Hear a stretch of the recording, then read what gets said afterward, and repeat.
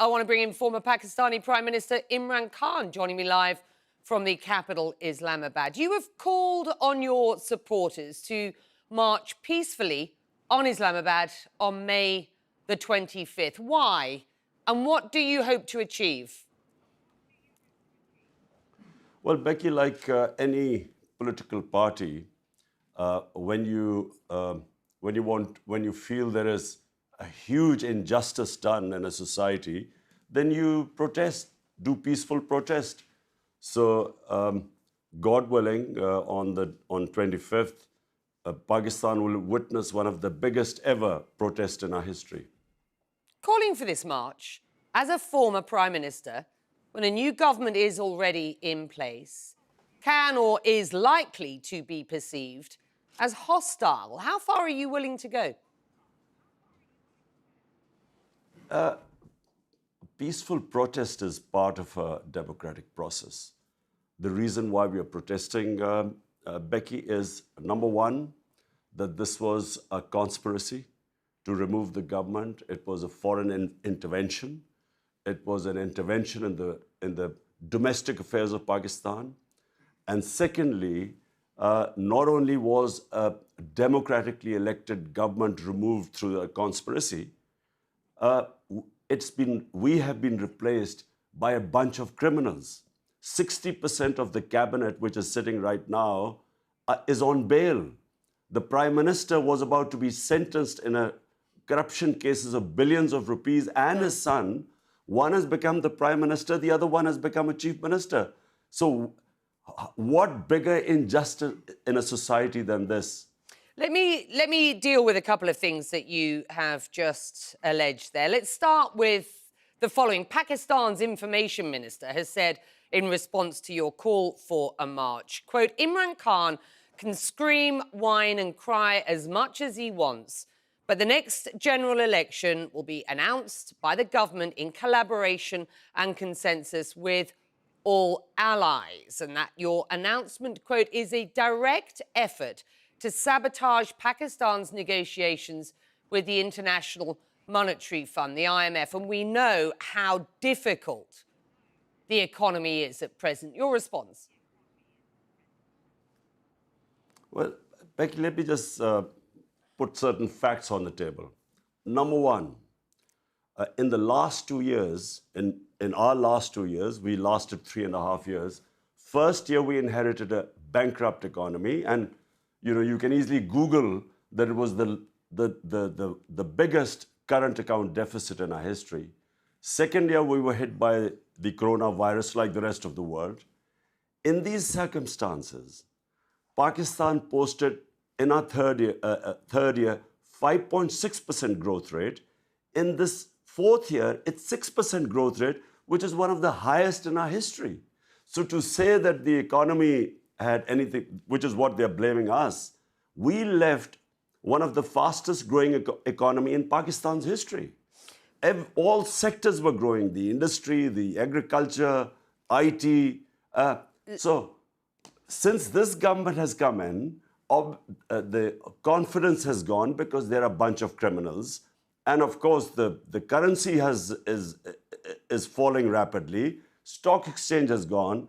And they rushed to the IMF. Right. Now, we have nothing to do with this. It's the conspiracy that got us here. Right. Let's be quite clear here, with respect.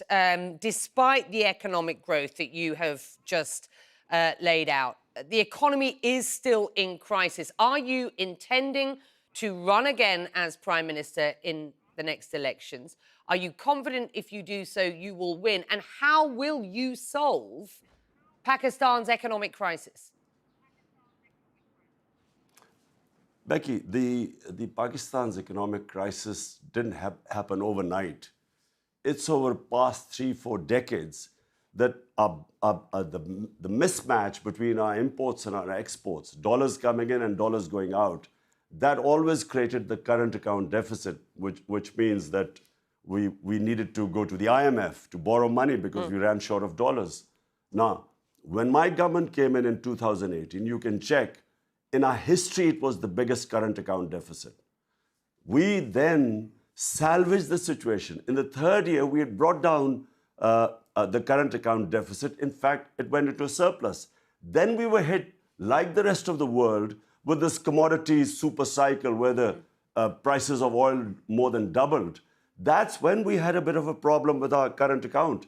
But all our economic indicators were positive. Never has Pakistan, well, in 20 years, where in 2 consecutive years we were growing 5.6% and then 6% this year. So this change, this regime change, which I'm afraid was sponsored by the US, and unfortunately, these guys became part of this regime change when they pulled the rug. Now the economy has gone in a tailspin. And the biggest ever protest, Becky, let me just tell you, never have the people of this country come out in such large numbers protesting against this regime change as right now. It's never happened before. In the weeks leading up to your ousting, you repeatedly insisted, and you continue to do so, that a US conspiracy was hatched against you due to what you say is your independent foreign policy, not least towards Ukraine. The US has denied that. What evidence do you have to support this claim, sir? On the 7th of March, Becky, Under Secretary of State in the US, who's responsible for South Asia, he calls our ambassador, a meeting between our ambassador in Washington. He tells our ambassador, in an official meeting, there are note takers on both sides. He tells the ambassador that unless you get rid of your Prime Minister Imran Khan in a vote of no confidence, which, by the way, hadn't been tabled as yet, but he seemed to know about it, he said, unless you get rid of him, Pakistan will suffer consequences. And then goes on to say, of course, if you get rid of him through the vote of no confidence, all will be forgiven. Such arrogance, apart from anything else. By the way, Becky, this guy should be sacked for bad manners and sheer arrogance. Imagine telling a country, an ambassador of a country of 220 million people that you get rid of your prime minister. So this is where it started. The next day, this vote of no confidence is tabled in our parliament. And then follows... Why have you never made this public before? You are being very specific about what you allege was said. Well, Becky, I put it in front of our cabinet. The cipher was read out in the cabinet. There are minutes of the cabinet. Then I presented it in our National Security Council, where all the service chiefs were present. Why did I present them? Because this was a blatant intervention in the internal affairs of Pakistan, a regime change. As Prime Minister at the time, did you get in touch with the US President, with the US Secretary of State? What happened?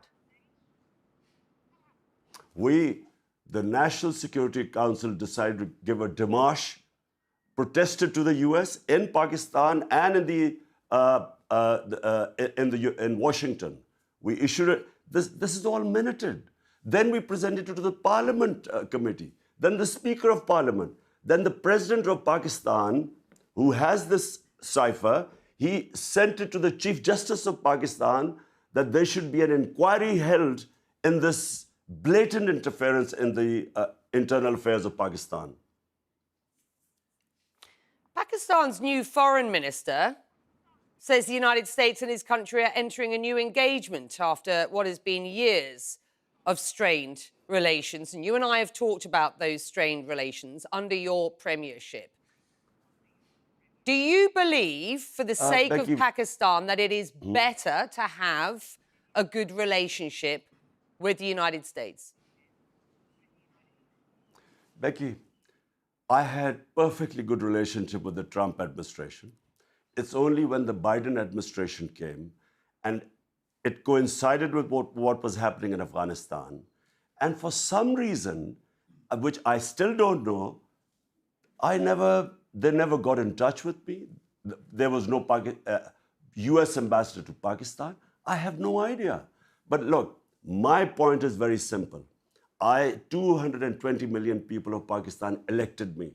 my first responsibility is to the people of Pakistan. My responsibility is for the well-being. We have 50 million people living below the poverty line. So when Russia offers us 30% discount on oil and 30% discount on wheat imports, India does the same. India is part of the Quad, part of the strategic alliance with the US. India imports oil from the US, but for some reason, this was taken against me as if I was being anti-US or anti-American. I'm not. I have never been anti-American. I have never been anti any country. I have always believed that if I was elected by my people, their interests are paramount. I mean, if we have 50 million people below the poverty line, should I not be worrying in times of international inflation? Should I not be worrying about them? That doesn't make me anti-US. On Ukraine and on Russia, you were in Russia meeting President Putin the day he announced the war in Ukraine. The optics didn't and don't look good, do they? They didn't, Becky, but let me explain to you, this visit was planned a long time back, and all the stakeholders in Pakistan were on board. The military wanted hardware from the Russians. We wanted oil. There was a gas pipeline which was being negotiated for the past 6 years before my government came in. So this trip was planned a long time before. How would I know that the day I land in Moscow, President Putin decides to go into Ukraine? I wasn't supposed to know that. Do you regret that trip now? I would regret if we had known about the invasion and then I had gone in, I guess I would have regretted it, because I do not believe in military solutions. I have opposed all military ways of achieving political ends. So, but I wasn't supposed to know. And as I repeat, our Foreign Office, our military, we were all on board that this was the trip we needed for the benefit of people of Pakistan. By that stage, sir, and with respect, it was clear that there was an enormous military build-up and that there was the potential for President Putin to invade. Did you talk about Ukraine? What did you discuss with President Putin? Becky, I discussed of Pakistan and Russian ties issues like the gas pipeline, which we are running out of gas, and that was being a project decided 6 years earlier, and of course oil, getting cheap oil and wheat from Russia. But look, Becky, countries always think about their own interests first because the people elect us. Now, do we not have the right to stay neutral in contests? Because we were part of the US war on terror. 80,000 Pakistanis died in that. My policy was always after that we will be part of a peace process. We will not be part of any conflict. We want to stay neutral. If India can stay neutral, which is a strategic ally of the US, why doesn't Pakistan have that luxury? Do you condemn President Putin's invasion of Ukraine? I repeat, I do not believe in military solutions. Even when I was there, after I came out of the meeting, I gave a statement. The official statement was, we do not believe in military solutions. So I've been again, like the military solution for 20 years in Afghanistan.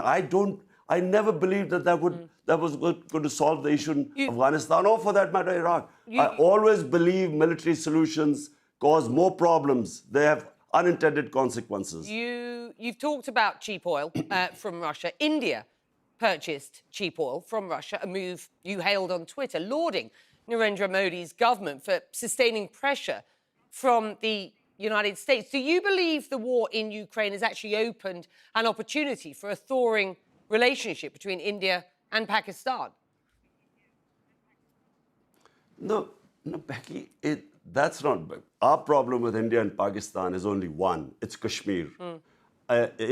What is happening in Kashmir, and I want to let me just add on. We were asked to condemn what happened in Russia. Why has the US and all the allies not condemned what's going on in Kashmir? Why don't they condemn India? So why is it selective? Why is it that we are expected to take positions? But when we see these violations of human rights in Palestine or in Kashmir, why is this selective? So if the world order was such that any aggression on any people were condemned by all, I would be in the forefront. But when it is selective, we have watched what is the brutality that is going on in Kashmir since 5th August 99, when they just violated all human rights. Virtually, people were put under siege. We never heard any condemnation by the US or the Europeans, who expected us to condemn what was going on in Ukraine. Imran Khan, the US, let me repeat, has rubbished the notion that they have been involved in regime change in Pakistan. You continue to assert what they suggest is a conspiracy theory here. Do you genuinely believe that the US has been behind a regime change in Pakistan? Becky, why would I want to blame the US if I did not have hard evidence? Now, look, number one, can you imagine? Look, me, say Donald Lu, US Undersecretary, you, the ambassador of Britain, and I tell you to remove Boris Johnson, and unless you remove, there'll be consequences. And if you remove him, everything will be forgiven.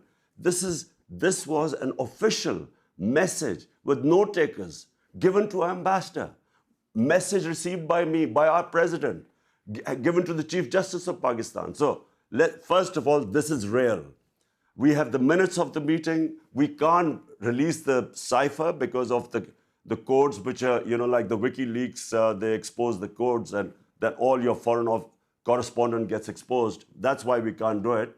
But the minutes of the meeting are all there, a cabinet, National Security Commission. Secondly, before this happened, before this meeting with Donald Lu and our ambassador, the US Embassy was calling members of my party who were some of the backbenchers who were not happy. They were having meetings with the US Embassy. What were they meeting them? And they were the first ones who then jumped ship.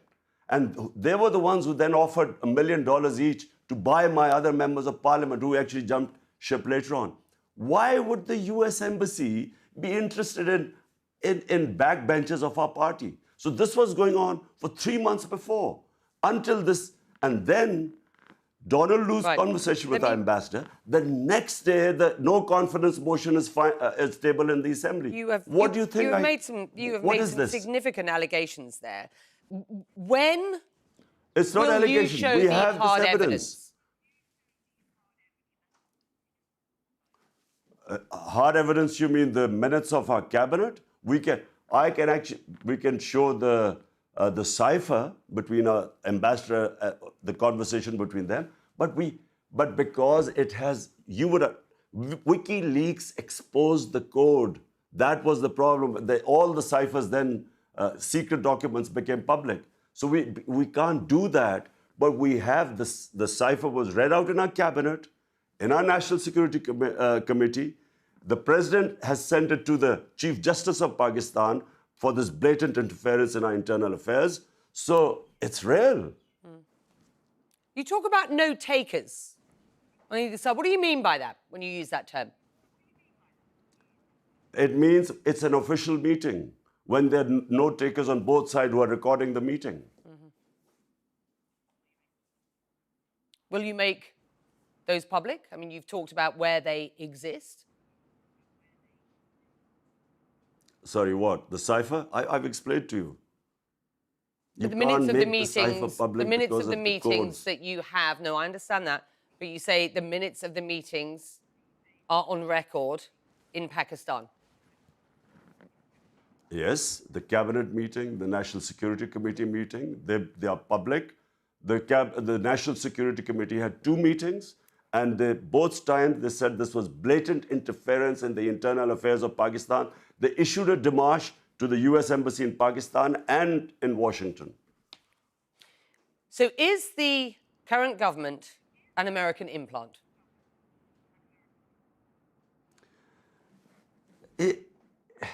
It's with their blessings.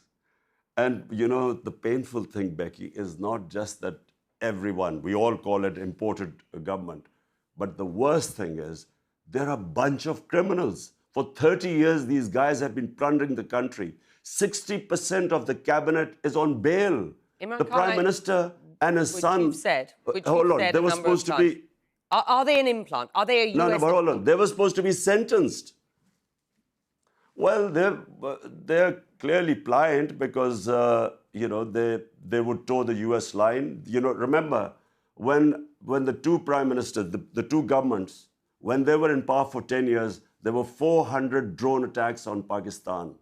Not one of them ever complained against the U.S., which is a total violation of our humanitarian laws, all international laws. You can't be judge, jury, and executioner. The two heads of state were there. They never uttered one word against the U.S. They never complained at this. I mean, it's a travesty that there were 400 drone attacks. Right. Innocent people were being killed, but they never uttered a word. Imran Khan, so in other words, yes, they are puppets. Imran Khan, will you run again? Will you run again as Prime Minister in the next elections? Whenever the next elections take place, not only will we run, but I can predict right now that this will become the biggest party in Pakistan's history because people are so incensed and feel insulted that these criminals have been foisted upon us who have been plundering this country for 30 years. There is anger in Pakistan. And unfortunately, because of all this becoming public, the cipher, Donald Rule's comments, who should be sacked for bad manners, there's anti-Americanism. Because you know that so many regime changes, whether US, like in Iran, Prime Minister Mossadegh, like in South American countries, when unpopular governments are foisted on a people, the resentment then goes against the US. And unfortunately, yes, there is anti-Americanism right now. Your supporters blame the military establishment for your ouster. You previously had a good relationship with the military. What happened? And do you blame the military? Look, what we want is, rather than me blaming people right now, I know all the characters involved, but what we want is that the Supreme Court of Pakistan, already the President of Pakistan has written him sent him a letter citing this cipher, and all we want is that there should be a proper inquiry into it so that this never happens again. That, you know, a foreign interference leading to a puppet government of criminals, it should never happen on any country. Forget about, this is the 5th most populated country in the world, and it is deeply insulting for us. So that's why I feel there should be an inquiry and all the players involved should be exposed. Imran Khan, thank you for your time. It's been a pleasure catching up with you again. Thank you. I don't think this will be the last time. Thank you. So please stay in touch.